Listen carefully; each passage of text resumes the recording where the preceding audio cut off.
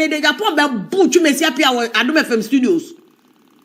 Sometimes I need despite to. Na me want multimedia Adom FM. Tema. Yani Kennedy Agyapong ina yet tema. Me to come to 12 Kennedy Agyapong so to come to 12 or just a few meters away from me. Na Kennedy Agyapong and Satan he was right in a buffon. He was not right to turn in Sabo to Messia Pia. NDC MP for selling. No, yeah, NDC MP for selling. There be our bus studio na Kennedy Agyapong and man is can you say obese me say. Me dancing in the Kwabena Agyapong away free me. And perhaps or more your production assistant students are no more buying. But I do my family still there. Yeah, workers near yeah, they are all alive and well. I want a pen away free me. I go find a crazy. Na Kennedy Agyapong be any boot no is scammer to Messia Pia.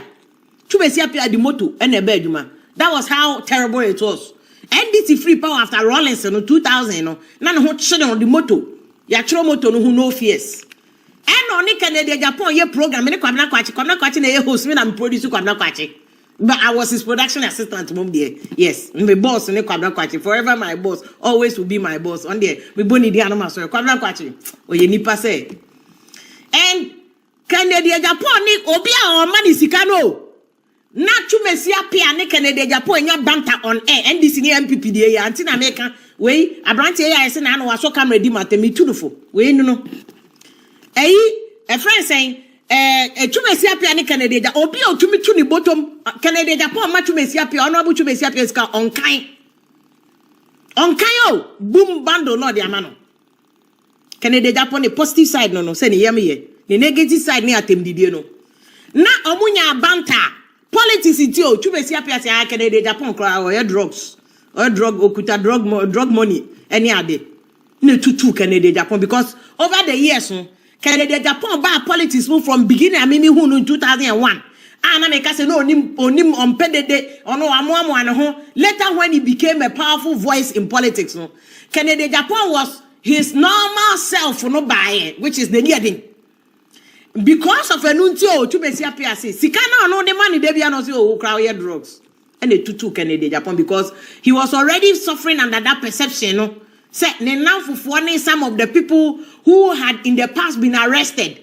for drugs in teenagers on Usuyebi and so or saying yes sir and you only the visa no ye no nya ni sika Kennedy Agyapong tutu no me say oponchi to Messia Pia studio ma me na me production person Adom FM so those days back in Tama antina na manako fashions yakupon ehira antina na ma this is ye ma me or what Tama ne antina na manako fashions na mama no honum said they were building studio no your main studio no studio are net into glass na separate Kennedy Agyapong punch papa no to Messia Pia so nim na or your slim person onim vim sa or your slim ni patiatia on cherampo wa bebre sa and just Kennedy Agyapong so say yes okuta black belt me minim sa this side of us and one half of money ni coast no be say na okuta black belt or bob brain na brain na from honorable power na honorable we nya honorable worry we the honorable yabo we nya honorable worry honorable me hu say na no nkofo ye brand champo honorable worry no ma monto sa anyom ne ma brand champo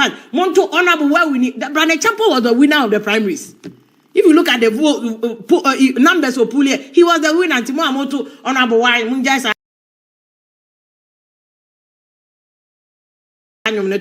what I say, but young come back to I digress. Young bring back to Messia Pia. Missy Kennedy Agyapong bought to Messia Pia 1 punch, not that form. Not swivel chair, no, a chan who say. What for what you say, me ye fast and me drew hono. Me crab blows the Ako farmer so.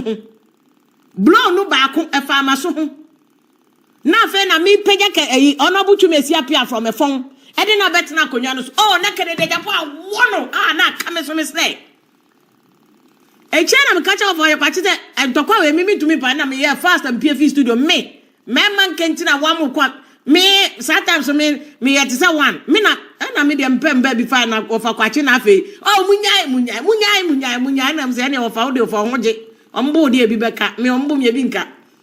That was Kennedy Agyapong's first encounter publicly at that level and what chi ansana Kennedy Agyapong ni ama benyuado me say na me come asem and the political teletabis na munim shwe na mundi omuso ya want to na mudi atem no ama benyuado koma ama benyuado ni birthday bia na Kennedy Agyapong nim se ni afantini Kennedy Agyapong sponsor watomo wa manisika watoniema nim politics now one chamber for some air I see your enemies. In fact, we used to have a system on Friday bia made a branch ma omo. Either see a best survey and dokono busa ama benuado brasa mi photo ampofo tumesi apia baby ansaba Kennedy Agyapong ye friends asabi asamoah boaten any ade. Those were back in the day. Eti yema ya for this kind of system when you too for about something in politics. I am on to Bonamunti. Why? We've seen a lot and we've observed a lot. Eti Bawumia they make catch on and say Bawumia di kwa na danfo or ni konum ti ni Kennedy Agyapong. Ba otchere your follower and you want to insult for the benefit of some politician. No. Meanwhile politician no kwa efia oni nipa we na fa adwene. Oni nipa we na fa adwene. One of the things I sat here and said, Bawumia beya, somebody like Kwabena Agyapong fan and can ho. Running mate, I don't know, so be man running mate. But I know that there's conversation going on about Kennedy Agyapong being a running mate and maybe Brane Champo being a running mate and Abibisa. But Kwabena Agyapong there, running mate or no running mate, on for Kwabena Agyapong run a camp. Now boys, now mudi Bawumia, you know, mudi atam non stop you because it's affecting his image. Because you see, a corner near primaries where you. Primaries where notwithstanding, you still have a deficit of 2 million of your voters. I Mahamadu Koko Akufo Addo NPP for People's Assembly say enti omuke. And they are Mahamadu Bawumia kasema kwako peska enti omuka. There will be nothing that you are going to shout about. And you are not winning too. Your winning too, no, number one is internally unity. Number two is about structures. Number two, national executive elections. Why the Benya chairman? Agyarko Anas Miami pay or the Central former General Secretary John Wedu. When the Beko General Secretary Akufo Addo when those are the critical things, sir. Bawumia should not look at when they minipa. Me say a bit to NPP in 2004. I was still a journalist covering elections. 2004, I covered NPP, NDC, and Electoral Commission headquarters. Those were, no, 2004, I was in Volta region. I was covering the whole of Volta region. All the way to Kejabintin and Volta region, corner baby, I mean, from ho, Ekosi, a first a cratchy, in Quanta, Kosi, a fat, Quata, Quambi, Dawa, a Fauco Bimbila. Ah, Kwakosi, a first a Kejabi, a Kwa Hoko Togo, a Fa Homansu. I mean, I know all this place. Ya shut that to your boat, I Juma way at check. Boots on the ground. And you catch us about me, boys no mudi we china mudi diatem no. And some of the insults no, are very personal, are very crass in crassism, and this is complete deviation from the person Bawumia, our unifier. Because we hear NPP for vote. And some we hear floating voters. Now say NPP for the vote to 2 million floating voters now be heading. And between now, game no we yo. Bawumia Jumano 20% pen why no 80% in the account the nimuno. If our last 2 weeks and I may fire Kennedy Agyapong supporters near the Amusuya no can no vote. A bimu didi Bawumia tem so musu yesterday. Kennedy Agyapong call for no piani wa babedi atemo, but this Imranti yo mudi Bawumia chin, they are still insulting. Inti Bawumia yes now I don't even have to, you know what is good for you. Wa Bawumia no camp no, you know what is good for you, me say. Koko the AI can was me. Yes, Koko Akufo Addo and they are crying, say they were better off and they Akufo Addo. But I'm saying, say, NPP for now amplify our more voice. Until that is a positive opposition work. Sound opposition, yeah. One say we are moto a baby ya Kennedy Agyapong stopping the supporters ni ase mo biankasa. Bawumia is the official candidate. My money here, Juma. Second, Kennedy Agyapong Kwabena a dream be say maybe later on in the year Obenya a dream so about content which I think politically is suicidal. If Kennedy Agyapong should ever think say or non kasa as independent a political suicide no or you know and to more in China mututugu ken assume and uncle independent no more manako committee political suicide. But I think Kennedy Agyapong being the experienced politician he is, I think he will not listen to that, and he should not. He should not listen to that advice. A political suicide. And I'm a person here. Look at the history of Ghana presidential level. And parliamentary level, the people have been bold enough to go to independent, then they won. But in terms of presidential, nipa do say na ako independent o ma winning. Nipa do say na ako independent. Nti mamu mfasa apono meto Kennedy Agyapong tirim. Let him stay inside and piss in. So our agenda be obey against NPP on criticizing within. No fight up, no more shapey party, no party in my right now. You see, and that is what I'm saying, say. NPP for not the last 2 weeks or the last 3 weeks, but catch and say, yeah, one cophobia politics, mommy a political teletabi, or me and color, only experience, only knowledge.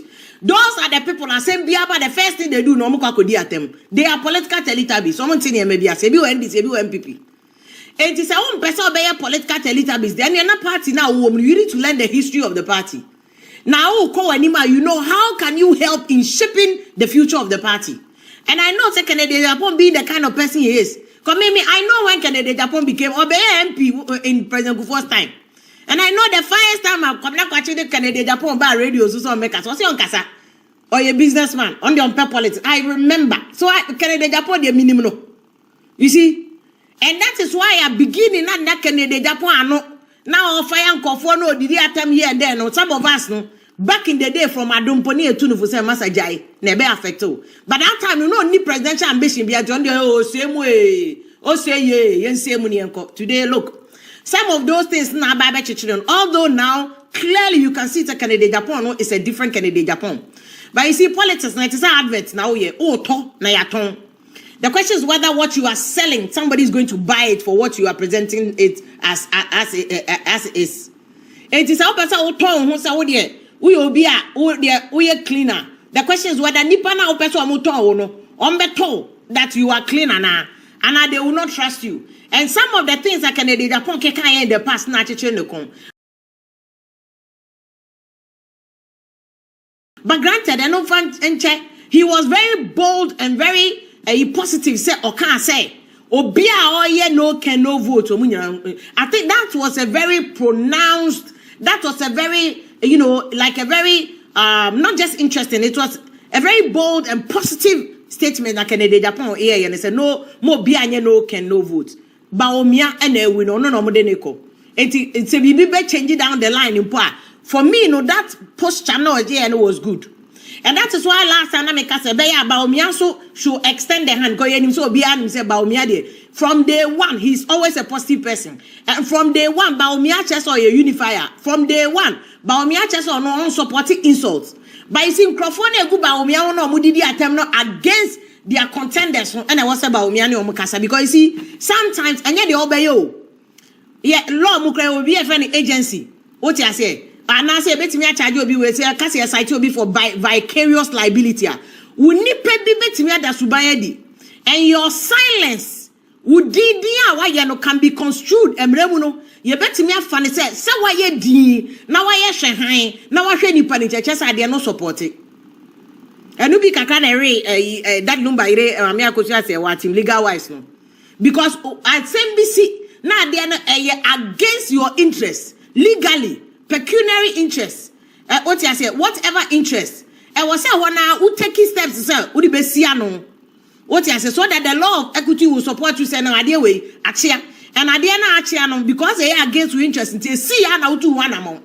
But so, what teda, in the case of Bawumia, all those around him, Omoto Abawi, ya wa Bawumia, see unity. Me, I mean, who video, a year fresh, a sticker, crack or hage, Bawumia, and it was so beautiful. Look at Bawumia. Said the hage stick or hage no crack twice. On one Bawumia no crack hage stick twice. And Kobi Bakase anka stick up they want fire Bawumia Kwakodri. And so Bawumia hugged him. That shows you the man Bawumia who he is. He is a peace-loving person. He is somebody who supported Papa, unsupported Bonnie. But in so doing, Obianso or see or didn't want Bawumia. I also ye opposite to Sa Bawumia image. Bawumia must fish that person out. But political Teletubbies no. Political Teletubbies no munche or politics mono.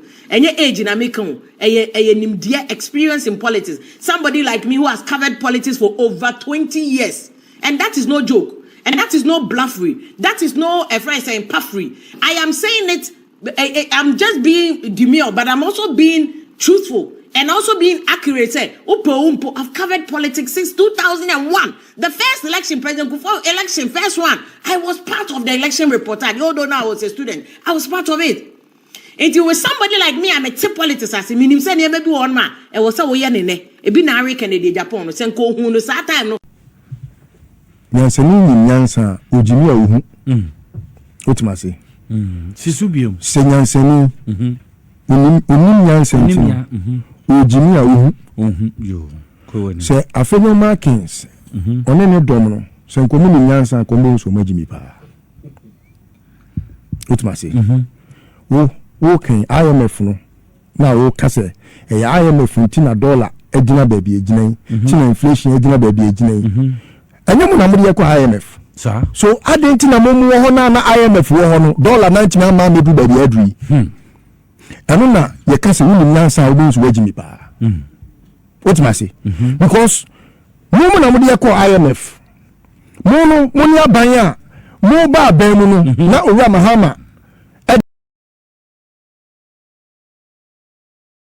yeko IMF mo ba ye no mo beto IMF no so mo say free aban mu no mo say yeko IMF the most useless government ever to have been in this country there is none like that uselessness in this world why won't me hwe wo ba no na ye ma IMF wo extend the IMF no wo konso no wo say die IMF you have the gut the useless ones to talk very uni shame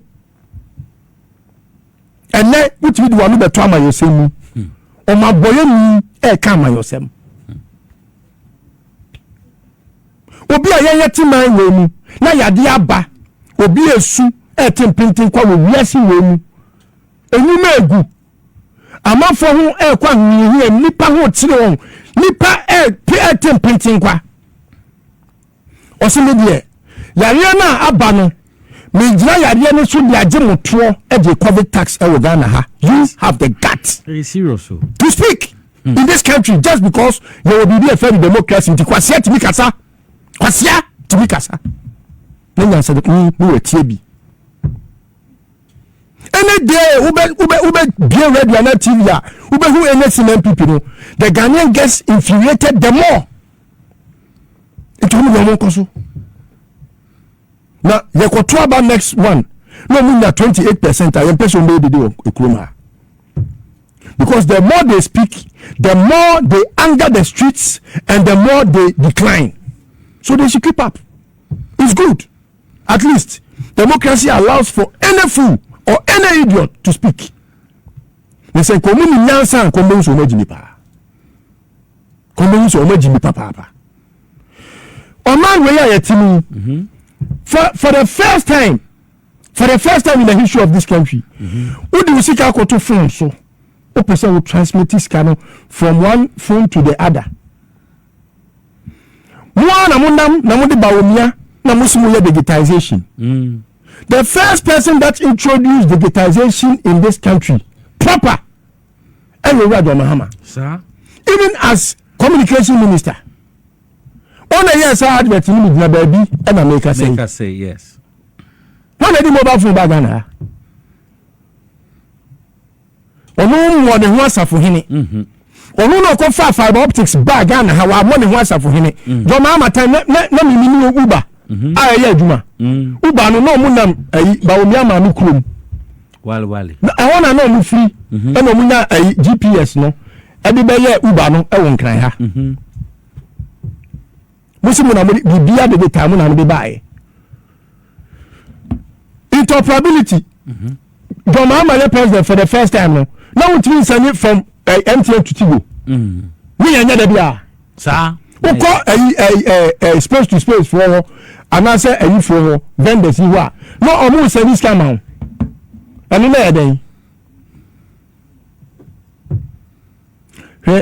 da bia na sebi sese ni na bie mu a me na man kru me o ntino ama me me se bofo atu na so da asema da bia na me kaya odi tu fu de se Kweku Annan sinyansa dodo ene na odi nyansa bo na fu so so odi kofu dua ni bante kuma kula ketwa o o jina sa o se papa de de nka de bo wachi a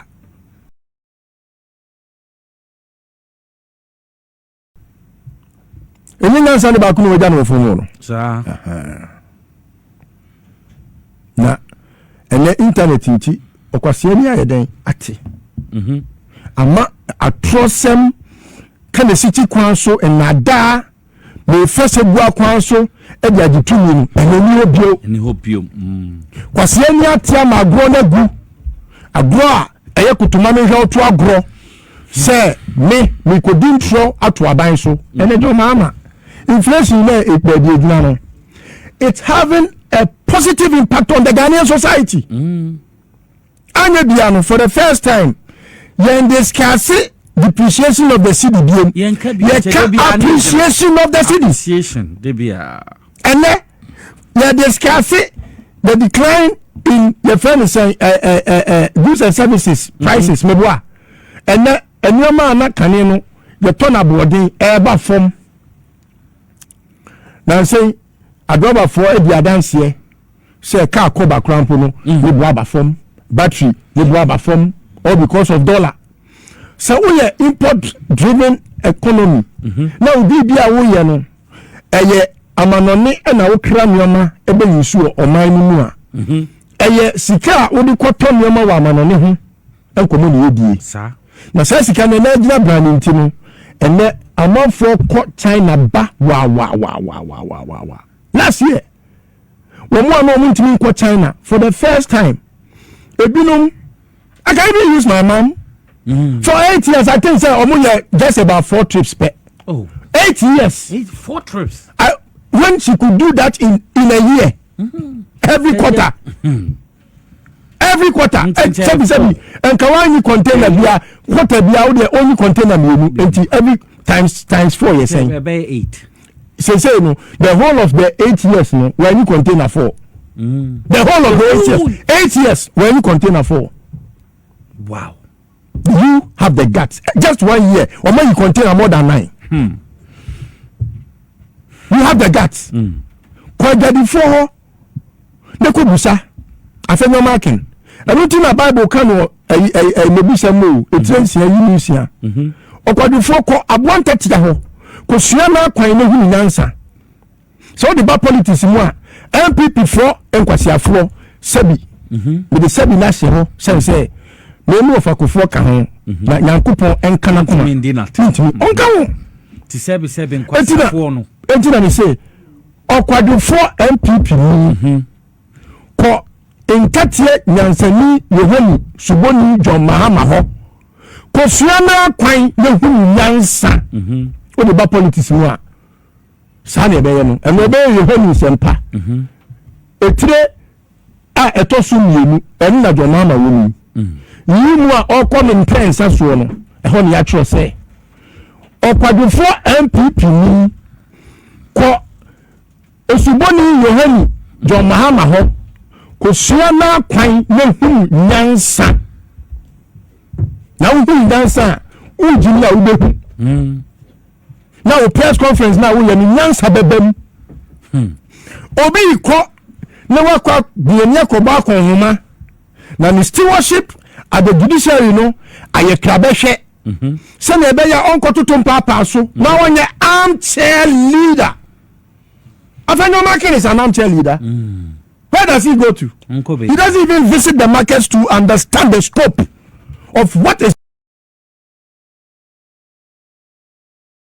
really pertaining okwadu for Afanyo market leader of the minority ko onyansani majority leader ho Mahamadu Yarega ho ko suama kwan na hunu nyansa yedi leader wey waso that you person be man pani wey ko before wey na say wey be man pani a na we class prefect crowd the man say obeba na nkula wo nyina say bi o ma boko wey obedi minority ani hwe eko a o members abo wey this very useless one and then he has the guts and the funti meaning tanka say bebre because enkula no a omo ba no they understand governance better than they used to. Ya ben so no na we bi emi ho entino asemo is always shared in secrecy but then just at the click of a button akola bia ni bi Adom ha ma aye ne the correct because TikTok crab can't say and John Mama where did you my way and where you buy ye and me say and then answer Kojo so therefore any year and then the Ghana Police Service wasa no munye bi and Akufo Addo free sadam paribe omunye bi for the first time omaye the morale of the police service is high. The morale of the Ghana Armed Forces is high. No crap. Me kai we Mahama say. Adan bi a yesi ewo Bema camp wonu. Asoja fo hu adan. Oma eye memia e friend say Boja Gyamfi. Enkohwe adan no omawie bibia ka nsuo. Akwa bi a yeso de ni wo ho magini di aba bebo. Yo. Wona ehwe dan no so engineer no. Ye bebo so. Wo say wono se otiase ya onda ye peni wo yi on fe nsuo nko dan ni do Mahama wadu wa dey tree e ne ya ne dia o dey say wono no ye NPP ni anti kaka bi na o ka anti wo keka bi gu e den na o ka monko edan no ni no ya ready ka se na yemfa dan ni adwuma akeka de bi AC hwe baby Adom Mahama de o man ko unim say he has just put ignition in place on fan to first year. We give a crown now start here. And no master starting so. They are neutral. And your mum ramage petrol ko shepo. Because your mama will not share simple. Where were the proper and play dry? Or the shared drive they are not. So on the shared drive and now the shared first year. NPP. Now when you start here crown NPP and the press conference never every 1 hour. Abeka every minute bia 1 minute bia na press conference. And His Excellency go PM so Thanksgiving or kasa am say on say yanke kan sembo papa je ni nemu aso de. What you say because adwene dem team no da bia no eya na e ka me nko nka people would encounter John Mahama and know the kind of person he is. Keke like here me test you ha enye dede egu kofa sun and tell who John Mahama is. Just encounter him and now I can see say he is really availing himself a lot more for people to encounter him and have a feel of him. Why governance is simple pa and then you go to the tie beam and you pom fe or hini sorry be tia me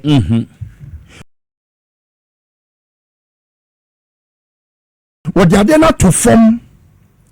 It's a John Mahama create John Mahama who say ono a and yes I read gidi o obi on ne be and then appear to baby me ba o on ne be picture kra no age wo onu kwa je o phone e dey selfie try no try selfie obi komrani short bi on dey one fact servant leadership.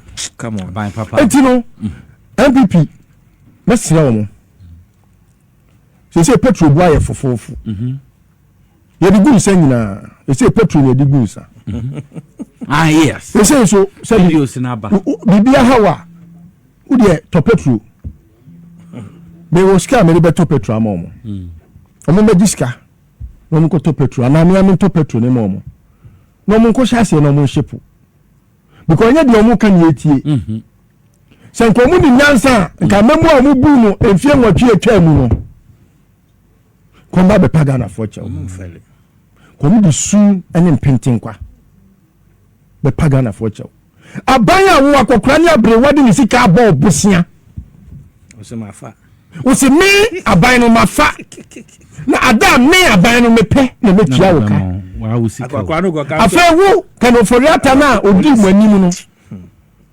na Ken Ofori Atta de so say na ko American embassy say kopin so beba ye picketing no we are on the hot ma hot Kwabena media me dey say no we are on the hot on the hot because you say just Friday most of me say yeah submit a petition now a petition no ayetiawa in the first place he didn't qualify to be the finance minister. You say obia oye otwa meto e wo tax heavy mu obekai Suhumi Alhassan Suhumi ana obusa sa question no vetting time I vetting Ken Ofori Atta say e dienti na Ken Ofori Atta we save ni sika with tax haven mu na so obedi the tour wo Ghana ha as photosanfo we di nya no.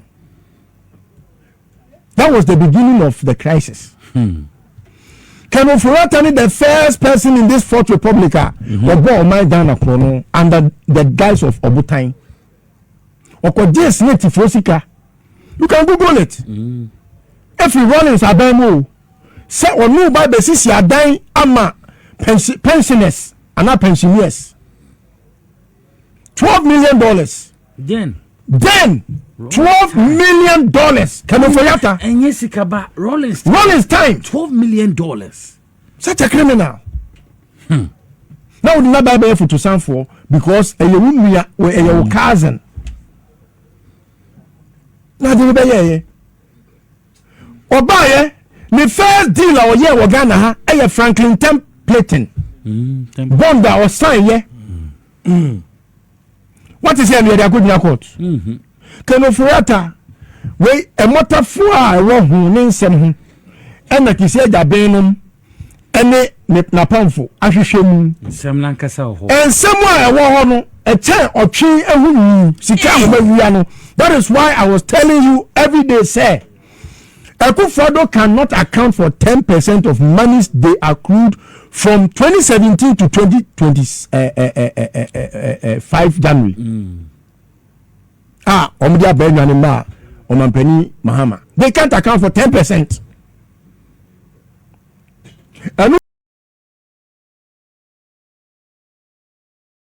they be a con work from making sure say ora na juma na omo no and I have proffered a lot of your friend saying ideas say kwai be na be for so you betimi ahu se sika say na akodi nkofo ne ho because it's a national security threat to have such huge sums with a certain family and friends.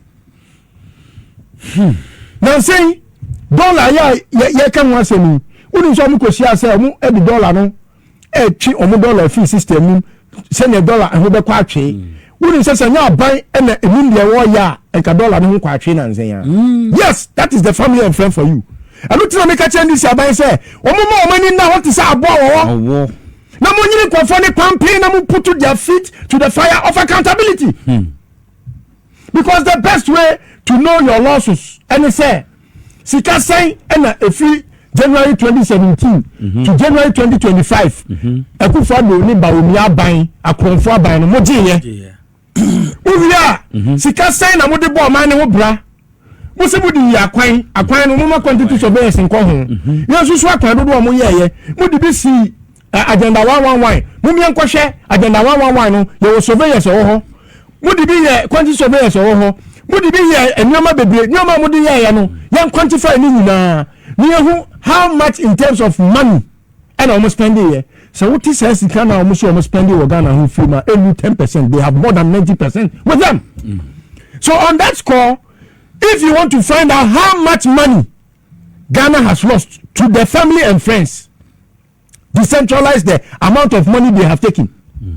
John Mahama, what the 54 billion a boom, every region had something. Even when you decentralize the fiscal policy, you can find something in every region. Other than that, there are regions that didn't have anything under Akufo Addo. Serious. Akufo Addo, can you say same of Akufo Addo? All that money is with them. Nothing to show. So that is why I say it's a national security threat. So moving forward, the best way. The investigation and the auditing must be done. They should conduct a national audit between 2017 and 2025 January. Then they are able to appreciate how much money Ghana has lost to the family that was led by Akufo Addo and Ken Ofori Atta. And their friends. PDS yanka ho asem. Se mutimi beji o maye japade ECG. Na mo dia gigi Ghana fosika for bosome nwotwe. Ohiani wa Akoto prepaid na mo mu wa jiska na semu botom. Under the guise of PDS. Say yato na Bawumia and akoye sa your friend is saying from bank guarantee to insurance guarantee. Any Bawumia na ye.